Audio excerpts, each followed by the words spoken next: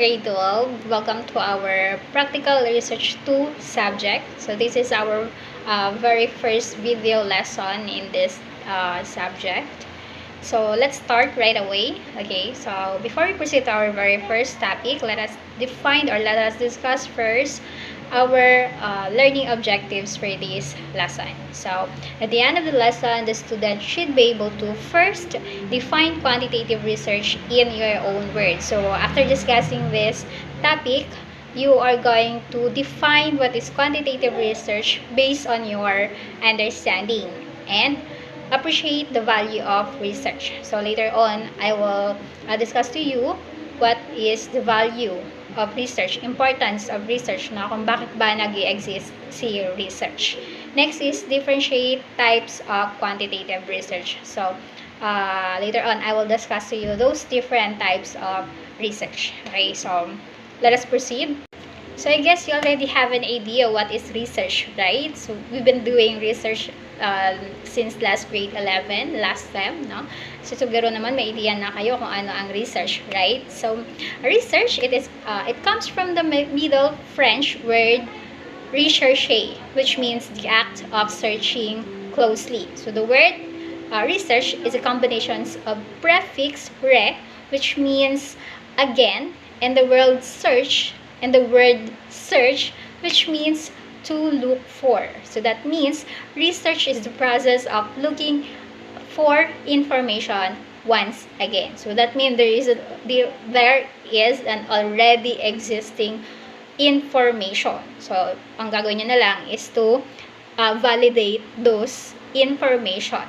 Okay, so research also defined as a systematic, rigorous investigations of a situation or problem in order to generate new knowledge or validate existing knowledge. So as what I have said a while ago, existing knowledge, there is already an existing knowledge, and then i-validate mo na lang if the information na research mo is real or if it's reliable, diba?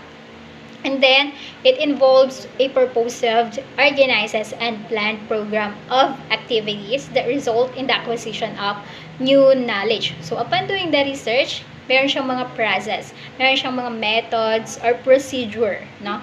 Para makapag-acquire tayo, makapag-gain tayo ng new knowledge. Ayan. Okay?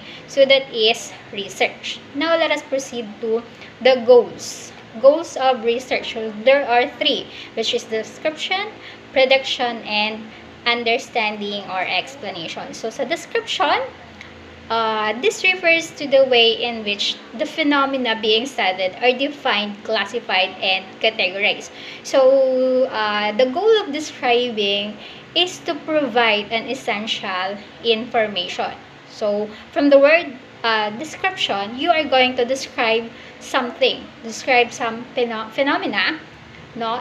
And then you are going to provide essential information in order for the people to know kung ano yung phenomena na yun, no? Because of research, naintindihan natin kung paano nag-work yung mga bagay-bagay sa paligid natin, di ba? Nalaman natin, because of research, nalaman natin kung paano nga ba nag-work ang ulan, no? Yung process ng ulan, yung process ng evaporation, because there is an explanation to that, or there is a description, din yung describe niya kung paano nangyayari yung evaporation, no? Yun yung example natin for this. Next natin is prediction. So, prediction, from the word predict. So, sabi nga kanina, yung research, that means meron ng existing knowledge. Of course, kung ikaw ay gagawa ng research or ng experimentation, meron ka ng existing knowledge. At kapag gumawa ka ng experimentation, based on that existing knowledge, meron ka ng prediction, no? Napipredict mo na kung ano yung possible na maging result ng experimentation mo, di ba? So, yun yung prediction, no? Its purpose is to control one's action and behavior through careful planning derived from a given set of information. So, we tend to predict what will happen or what might happen, no? Based on that existing knowledge, diba? So, example natin, no? So, research kasi, we do research based on curiosity. Paano nga ba nag-work yung mga bagay-bagay, di ba? So, we already have an existing knowledge about sa experimentation, about sa carbonated coke and sa Mentos, di ba? When you do that experimentation, pag pinagsama mo yung Mentos at yung carbonated coke, where meron na tayong prediction kung ano yung possible na maging result because of our existing knowledge, 'di ba? Pag pinagsama natin yung carbonated coke at saka yung Mentos, ano mangyayari? Mag-explode, 'di ba? So, yun yung prediction. Okay? Meron na tayong idea, 'di ba? So, understanding, pangatlo nating goals of research, understanding or explanation. So, this is the process of analyzing information to find out causes behind phenomena.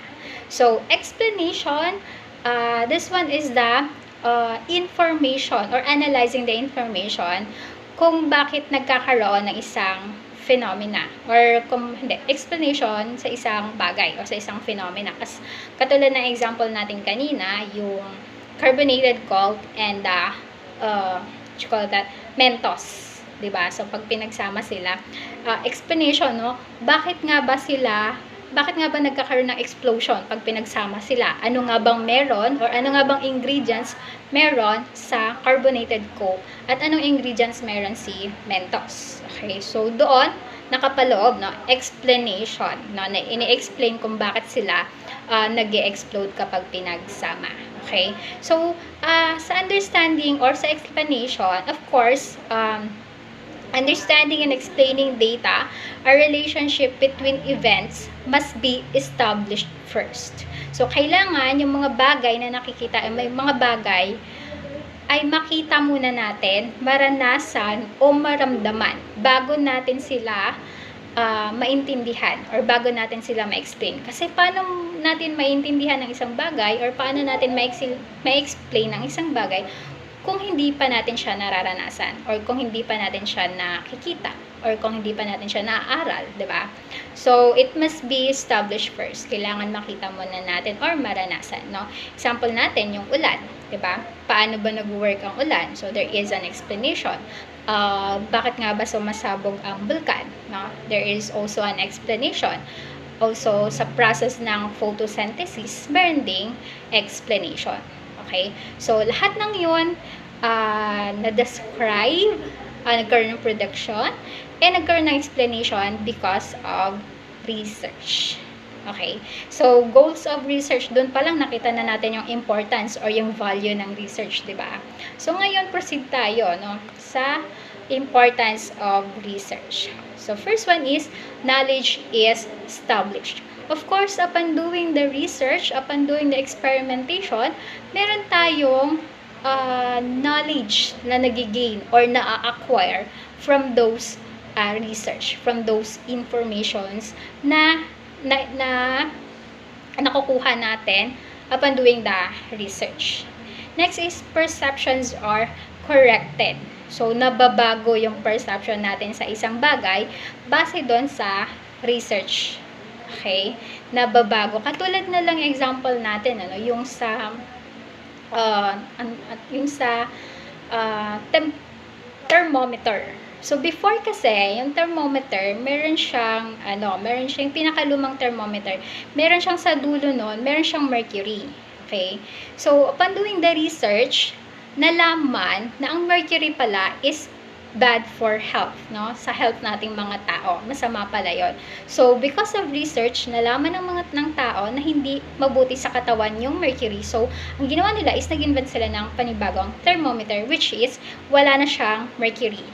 Okay? Meron na siyang automatic nang lumalabas yung temperature, body temperature ng isang tao, no? So, dun pala nakita na natin yung importance ng research. So, yun, nabago yung perception ng, or perceptions were corrected, okay, because of research. Next natin, phenomena are validated. So, phenomena are validated, so, validated, napatunayan, no? Napatunayan yung mga bagay-bagay due to research. Okay, next is present solutions are tested for effectivity. So, syempre, kapag gagawa ka ng experimentations, you have to measure the effectivity of that experiment, no? Para malaman talaga kung validated yung result. Diba? Kung valid yung result na experimentation.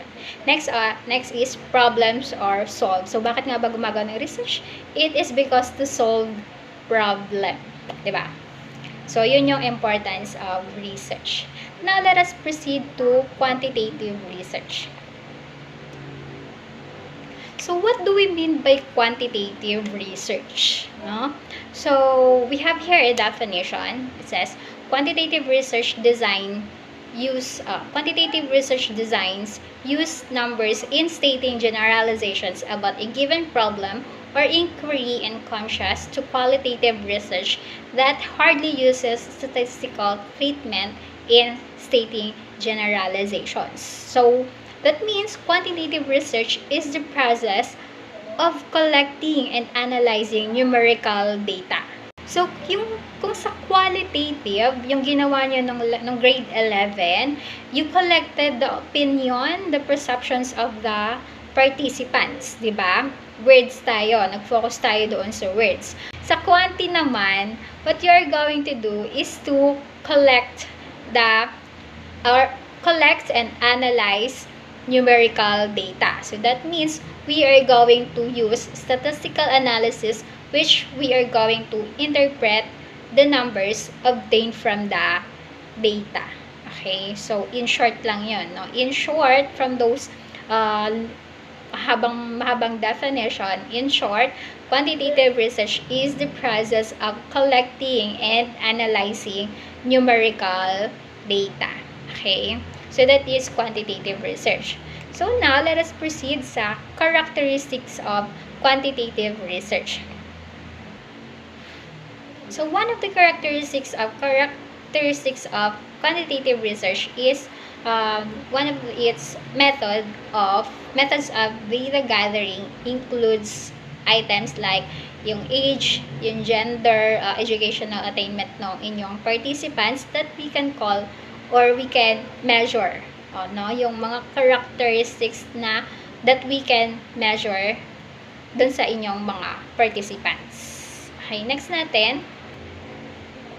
Next characteristic is it is standardized instruments guide data collection, thus ensuring the accuracy, reliability, and validity of data. So that means one of its characteristics is to ensure the accuracy, reliability, and validity of data. So dapat yung pinaka-result ng research or ng quantitative research is very accurate. Saktong-sakto yung result. Kasi by number na siya, no? Sa statistical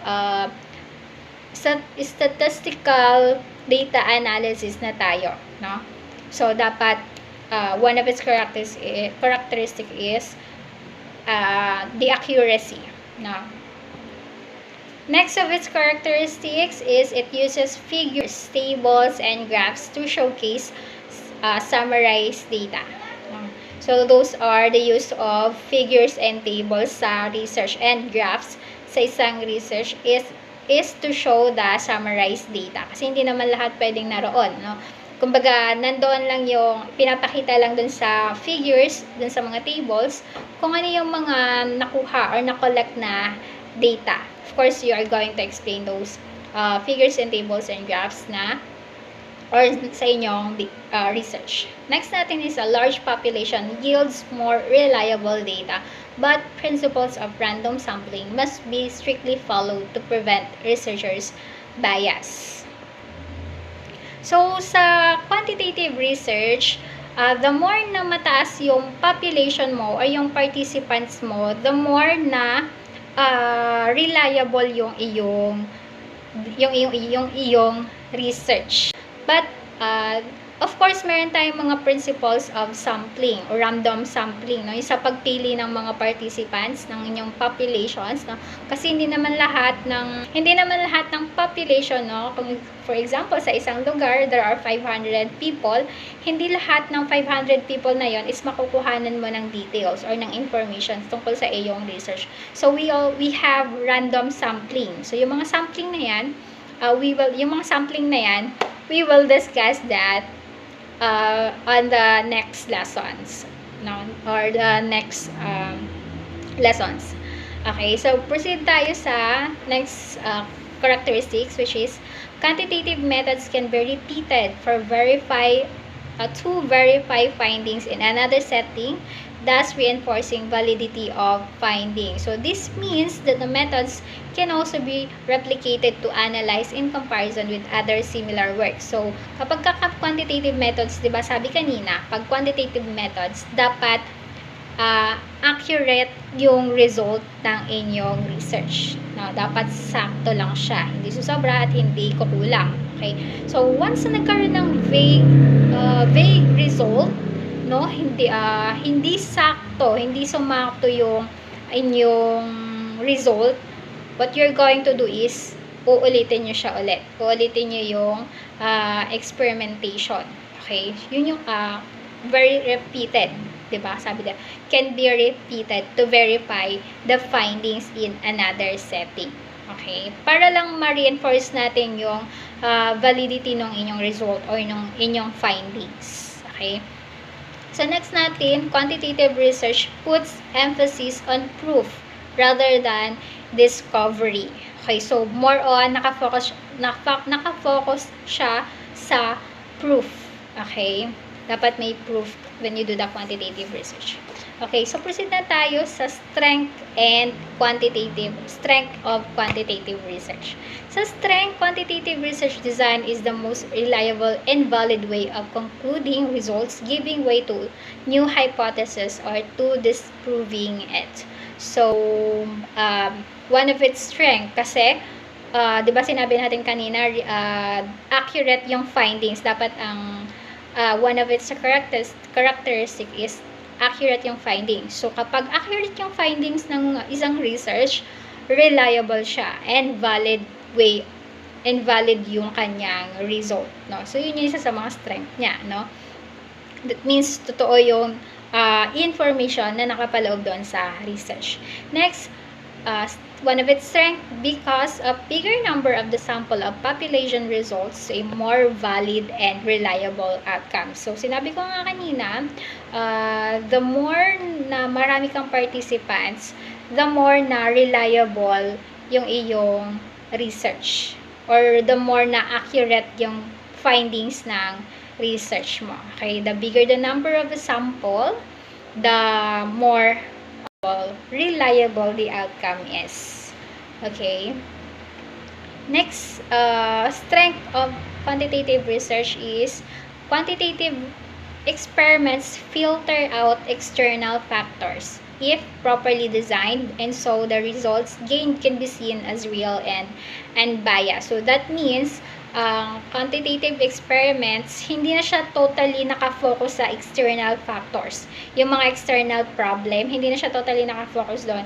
Dito na siya, kung ano yung pinaka-focus, pinaka-objective, pinaka-purpose ng inyong research, doon lang siya mag-focus.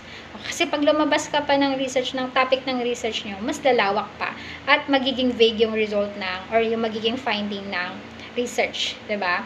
So, focus lang sa pinaka-goal niyo ng research. Okay? So, after the strength of the quantitative research, proceed tayo sa weakness. Okay, so sa weakness, it can be costly, difficult, and time-consuming. Bakit? Kasi you are going to do the experiment eh. So, time-consuming siya and costly. Medyo magastos. At mahaba-habang time ang kailangan nating gugulin para sa experimentation. So, that's why yung PR2 natin is 1 year natin siyang gagawin. Okay? So, first sem hanggang second sem. Next natin, it requires extensive statistical treatment of data. When ambiguities and some findings surface, retesting and refinement of the design call for another investment in time and resources to polish the result. So, as what I have said a while ago, kapag vague yung findings ng result, kapag hindi accurate, no? Pagka hindi ganun kaano yung result ng research, you have to do the experimentation again. So, that is one of the weakness ng quantitative research. Para lang ma-polish, para lang makuha mo yung accurate result or accurate findings ng iyong research. Kailangan mong gawin ulit lahat. So, that's why kailangan natin ng mahaba-habang oras, diba, sa pag-google ng nag-google natin sa paggawa ng research. Next natin, quantitative methods also tend to turn out only proved or unproven results, leaving a little room for uncertainty. Kasi sa quantitative kasi, explaining the context of your research is very limited. Limited lang yung pag-i-explain kasi the explanation often focuses on numerical results as basis. Doon ka lang nakafocus, nakabase ka lang dun sa numerical number. Okay, so sa results pa lang, ng hypothesis, makikita na kaagad yung answer sa problem ng research, no? Diretso makikita na hindi mo na totally, hindi ka na kailangan mag-explain pa ng napakahaba kasi dapat doon pa lang sa numerical result doon na makikita. Okay? So, those are the weaknesses of quantitative research. Okay? So, now, let us proceed sa types of quantitative research. But before that, let us define first what is research designs. So, research design refers to the overall strategy that you choose in order to integrate the different components of the study in a coherent and logical way. So, that means, kapag research design, ito yung guide mo as a researcher sa paggawa ng, or sa pag-conduct ng research. The overall strategy that you choose. Okay? Kasi meron tayong different types of research designs, di ba? So, depende doon sa kung anong research design mo, yun yung gagawin mo, o yun yung way mo, yung process mo, o yung method mo ng paggawa ng research. No? Yung research design kasi, it serves as a guide ng isang researchers. No? It constitutes the blueprint for the selection, measurement, and analysis of data. So, when we say blueprint, ito yung magiging guide mo as the researcher upon conducting the research. Diba? And research problem determines the research designs you should use. So, before pa tayo makaproceed sa research designs, dapat meron na kayong research problems, no? So, 'di ba, ang una nating gagawin sa inyong research is title, 'di ba? And then, after ng title, mag-construct tayo ng problems, research problem. So, after constructing the research problem, proceed tayo sa inyong research designs. Kung ano yung research or methods, process, or procedure na gagawin niyo sa inyong research. The quantitative research designs are generally classified experimental and non-experimental. Okay, so yung experimental or yung non-experimental research design, meron tayong types din nun, which is descriptive research, correlational research, causal comparative research. Okay? So, proceed muna tayo doon sa descriptive research. But before that, kapag sinabi nating non-experimental research design, that means you are not going to do experimentation. Actually, this one is more on observation siya. What you are going to do here is you are going to observe the phenomena as they occur naturally and no external variables are introduced. That means no experimentation. Hindi nyo gagalawin or wala kayong anything na gagawin sa inyong variables. More on observation lang siya. Okay, so the researchers collect data without making changes or introducing treatments. Okay, sa descriptive research.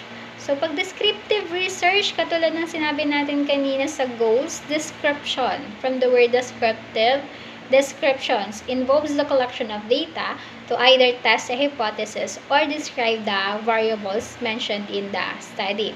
So, the purpose of descriptive research is basically to answer questions such as who, what, when, and how much.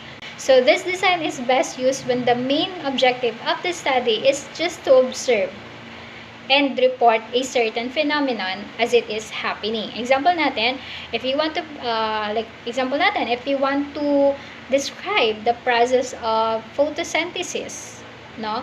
Syempre, hindi mo siya gagalawin, wala kang experimentation na gagawin, no? Ang gagawin mo lang is magpo-provide ka lang ng halaman, di ba? And then, yung halaman na yon, itatapat mo siya sa araw, and you're going to observe. Of course, hindi mo naman ma-observe yun ng isang oras lang, ng isang araw lang. No? Hindi naman ganun nangyayari ang photosynthesis. It takes time kung ano ba yung paano nag-occur o yung occurrence ng photosynthesis sa halaman. Diba? So, yun. Observation lang. What you're going to do is mag-provide ka lang ng iyong variables. Next natin, correlational research. Sa correlational research, attempts to determine the level of relation between two or more quantifiable variables. It does not mean that one variable causes the other or affects the other.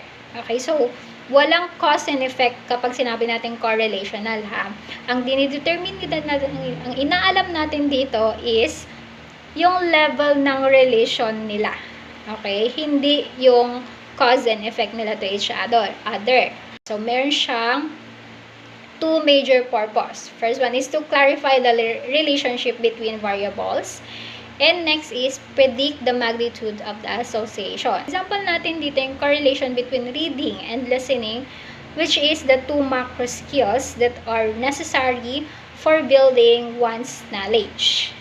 Okay, so ano nga ba yung level of relationship between the reading and writing, reading and listening, no? Yung dalawang yon, yung example lang to, ha, yung reading and listening na yon, these two both helps to build the knowledge of someone. Okay, so paano sila nagko-connect? Paano yung relationship nila to each other, no? Alin bang mas mahalaga, si listening ba o si reading, no? Bakit kung paano ba nagbi-build up ng knowledge yung bata, 'di ba? So yung ganun lang yung example. So ayun yung correlational. Okay, so there's no cause and effect. Okay? So next natin is the causal comparative research. So from the word causal, this one is cause and effect relationships, no? Attempts to establish the cause and effect relationship among the variables of the study. So in this research, the independent variable usually involves a demographic. Example natin, gender, race, social status, in which the researcher has no control of. No? So the researcher investigates the effect of independent variable on a dependent variable by comparing two or more groups of individuals. Is the low percentage of jobless people reduces the poverty rate of the country. So that means, ang low percentage of jobless people, this is the cause. Okay? And of course, kung mababa yung percentage ng mga taong walang trabaho, bababa rin yung poverty rate ng isang bansa. So, yun yung effect. So, proceed tayo sa experimental research design. Kung yung kanina, kay non-experimental research design, fully observation lang yung gagawin.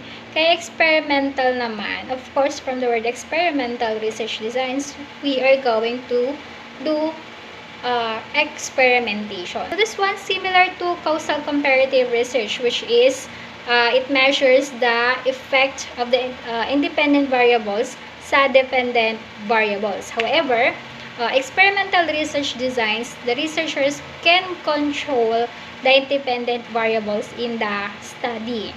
Kung yung kay causal, causal comparative research, hindi mo pwedeng galawin yung variables na naroon kasi you're going to fully observe lang, diba, yung phenomena, you're going to observe lang. Pero sa experimental research, same lang din, you're going to measure the effect or the cause and effect. Nakapokus rin siya sa cause and effect. Pero this one, gagalawin mo, may gagalawin ka na, or you can control na the independent variables in the study. Non-experimental. So, sa experimental, pwede mong galawin yung variables. No? For example, pwede mong piliin kung sino yung mga magiging participants ng research mo. Okay? So, yun yung sa experimental. Sa quasi naman, quasi-experimental research designs, this one is our quasi-experimental designs or alternative to determine the cause and effect between two variables and then cannot be subjected to experimental control. So this one is used on a naturally given phenomenon and its effect on the people. Example nito, no? Kung gusto mong malaman yung effect ng calamity sa isang victim, diba? Yung mga taong biktima ng bagyong Undoy, no?